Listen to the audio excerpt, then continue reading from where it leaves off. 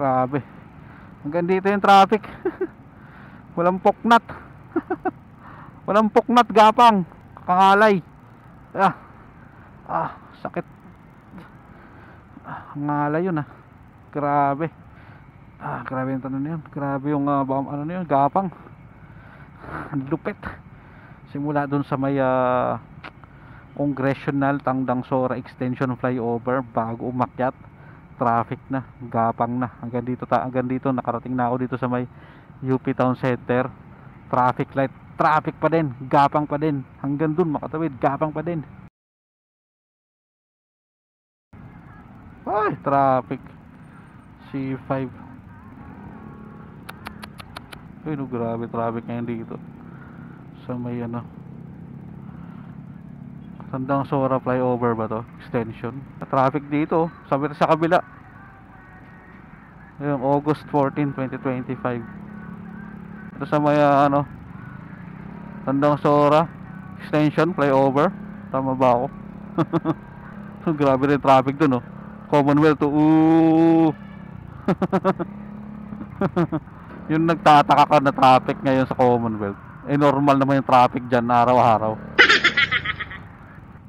Saying I love you, it's not the words I want to hear from you. Wow it's naman! Nothing that I want to. Wow! Kahit na zipper lane na, pati nasa zipper lane na traffic no, Commonwealth.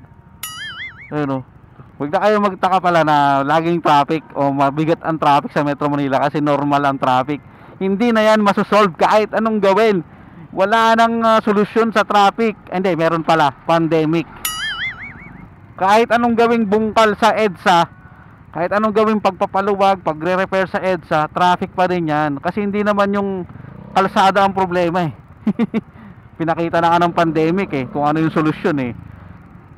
Kailangan daw i-repair daw ang EDSA para malumuwag ang daloy ng traffic. Oh, putang ina. Lagyan daw ng anong ipapataw yung parang toll fee sa EDSA, congestion fee. Lagyan daw ng congestion fee para lumuwag daw ang daloy ng traffic. Maglalaan ka ng 2 oras allowance pa biyahe mo papuntang trabaho. Tapos 3 oras pa uwi. Puta, halos buong araw na kalahati ng buong araw eh. Nasa labas ka ng kalye, di ba? Mga darating na susunod na taon, wala na, talagang puno na ang mga kalsada sa Metro Manila. Yung tipong ganitong eksena na araw-araw, kahit linggo, sabado, madaling araw, ganito na eksena. Kasi syempre bawat taon dumadagdag ang mga sasakyan. Araw-araw may bagong sasakyan, di ba? Pero yung kalsada hindi naman na araw-araw nadadagdagan yung laki, yung lapad, di ba? Kaya hindi malayong mangyari na araw-araw ganito na ang eksena. Gapang talaga dito, gapang.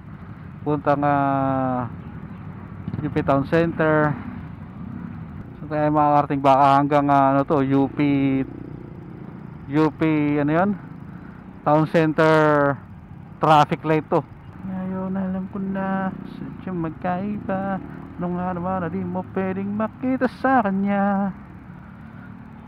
Walit na doble. Kaya para hindi ka mainip sa biyahe mo, nasa alog, ganitong eksena, ganitong sitwasyon, ganitong tagpo, kailangan kausapin mo yung sarili mo para hindi ka antukin. Sound trip ka, kumanta ka. Isa sa mabisang yan, pantanggal antok, pantanggal inip, nakangawit sa kamay. Ayun, patawid na tayo ng traffic light pero traffic pa din. Grabe. Hanggang dito yung traffic. Walang puknat.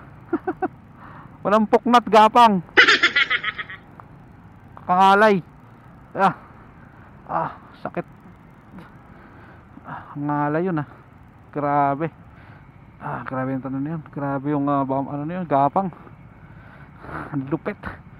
Simula dun sa may Congressional Tangdang Sora Extension Flyover bago umakyat, traffic na, gapang na. Hanggang dito nakarating na ako dito sa may UP Town Center.